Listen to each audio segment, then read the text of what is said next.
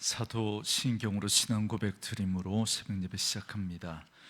전능하사 천지를 만드신 하나님 아버지를 내가 믿사오며 그 외아들 우리 주 예수 그리스도를 믿사오니 이는 성령으로 잉태하사 동정녀 마리아에게 나시고 본디오 빌라도에게 고난을 받으사 십자가에 못 박혀 죽으시고 장사한 지 사흘 만에 죽은 자 가운데서 다시 살아나시며 하늘에 오르사 전능하신 하나님 우편에 앉아 계시다가 저리로서 산자와 죽은 자를 심판하러 오시리라.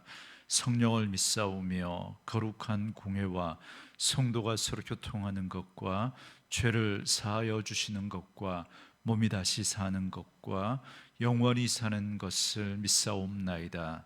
아멘. 아침에 우리에게 주시는 하나님의 말씀은 시편 141편입니다.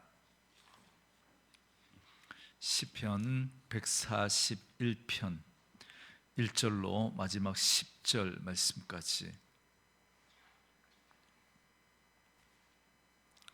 시편 141편 1절로 10절 말씀까지.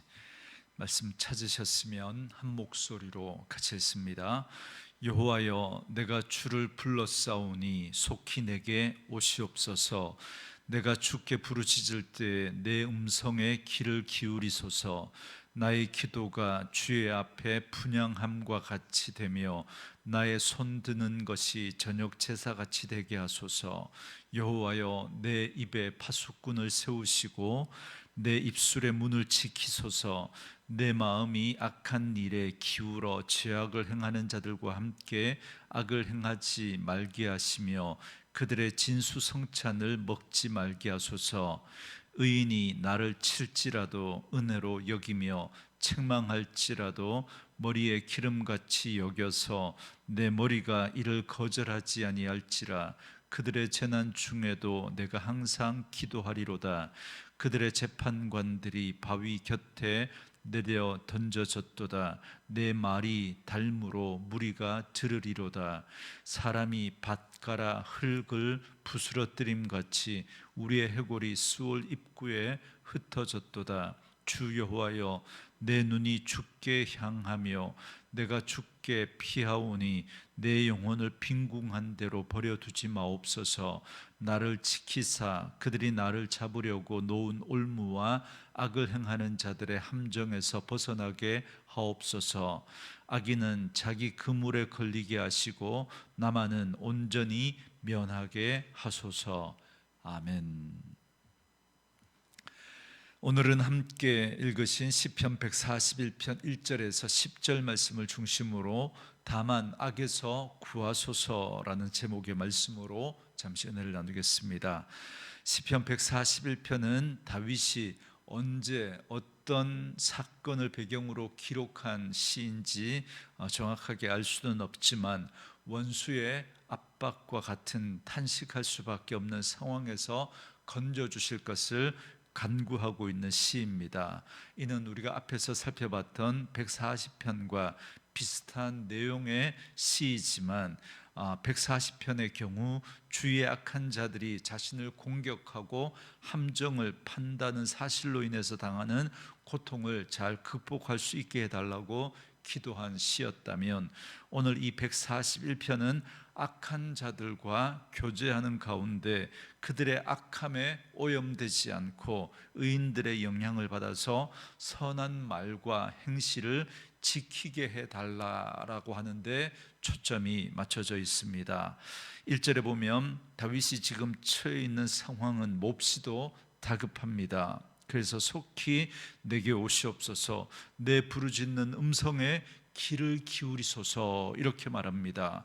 다윗은 지금 아무리 불러도 주님이 오시지 않고 자신의 기도를 들으시지 않는 것 같은 그런 느낌을 받고 있는 것 같습니다. 이런 간구를 볼 때 아마도 다윗은 지금 사울 왕에게 쫓겨다니는 그런 상황으로 보여집니다. 다윗이 사울에게 쫓겨다닐 때 혼자서 도망다닌 건 아니었습니다. 그 주변에는 늘 적지 않은 사람들이 있었습니다. 그리고 그들 중에는 사울과 내통하는 사람들도 있었을 겁니다. 여러분 시편 55편에 보면 이러한 추정이 신빙성이 있다는 걸 잘 보여줍니다.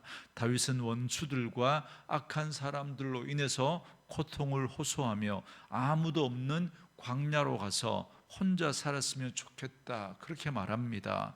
그런데 그 원수와 악한 사람들이 바로 자기 동료이고 친한 친구라고 그렇게 이야기하고 있습니다. 뿐만 아니라 늘 머리를 맞대고 의논하는 사람이었고 심지어 함께 신앙생활했던 사람들이다라고 탄식합니다.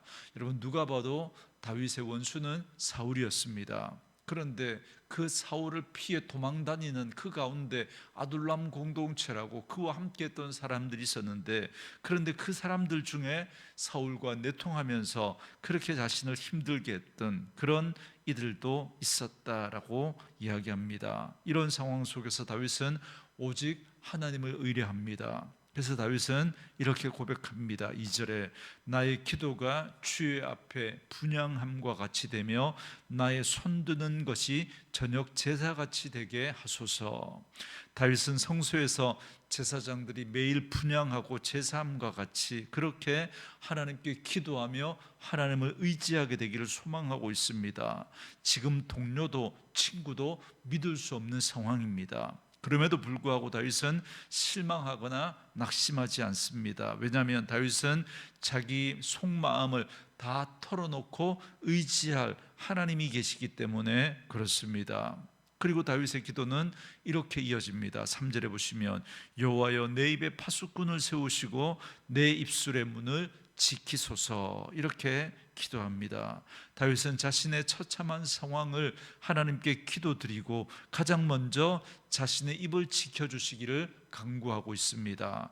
다윗은 사람이 가장 통제하기 어려운 것이 입이며 가장 큰 문제거리가 말이라는 사실을 그는 잘 알고 있었습니다. 그래서 지금 자신의 말이 자신에게 올무가 되지 않도록 자기의 입을 지켜달라고 간구하고 있는 것입니다. 또 다윗은 이렇게 간구합니다. 4절에 내 마음이 악한 일에 기울어 죄악을 행하는 자들과 함께 악을 행하지 말게 하시며 그들의 진수성찬을 먹지 말게 하소서. 다윗은 말에 이어서 이번에는 자신의 행동이 어긋난 길에 있지 않기를 기도합니다. 아무리 말을 바르게 해도 여러분 그 삶이 바르지 않으면 그 말은 아무런 의미가 없습니다. 지금도 그렇지만 여러분 당시에 같은 식탁에서 밥을 먹는다라는 건 곧 깊은 친분을 나누고 가치관을 공유한다라는 그런 의미입니다. 그런데 다윗이 악한 사람들의 진수성찬을 먹지 않겠다라고 결심하는 건 하나님이 없는 그들의 삶에 함께하지 않고 하나님만을 섬기며 살겠다라는 결단입니다. 이와 같이 다윗은 고난 중에 간절히 하나님을 찾고 기도합니다. 그래서 고난 가운데서 오직 하나님을 의지하며 하나님이 자신의 입술과 자신의 행동을 붙들어 주시기를 간구합니다. 또한 극심한 고난 속에 있을지라도 오직 하나님의 백성답게 말하고 행동하기를 구하는 것입니다. 또한 5절부터 7절에서 다윗은 고난 중에라도 세상과의 타협보다는 의인의 책망에 귀를 기울이겠다라고 결심합니다. 그래서 5절에 보시면 의인이 나를 칠지라도 은혜로 여기며 책망할지라도 머리에 기름같이 여겨서 내 머리가 이를 거절하지 아니할지라 그들의 재난 중에도 내가 항상 기도하리로다 이렇게 말합니다.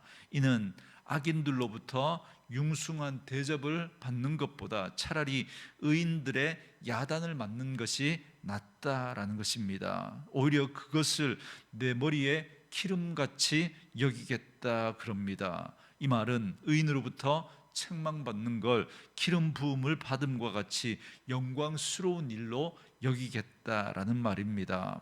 또한 의인들이 재난을 당하게 되면 그들을 위해 기도하겠다라고 말하고 있는데 이는 어려움을 당하는 사람을 비웃는 태도와는 정반대입니다. 여러분 오늘날 세상은 의인들이 어떤 악한 모습이나 어떤 실수로 인해서 어떤 어려움에 처하게 되면 그걸 조롱하고 그것을 비웃고 이렇게 하는 세상의 모습들을 우리가 보지 않습니까?